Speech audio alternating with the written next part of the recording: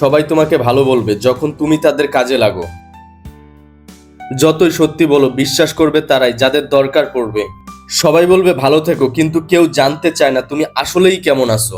সবাই ব্যস্ত, তাই কারো উপর ভরসা না করে নিজের গন্তব্য নিজেই খোঁজো এবং একটু একটু করে এগিয়ে যাও। চেষ্টা করো, হারলে শেখা থাকবে, কিন্তু চেষ্টা না করলে হতাশাই সঙ্গী হবে। অনেকেই পাশে থাকে শুধু সুবিধার জন্য, তোমার খারাপ সময় বলে দেয় কে আপন।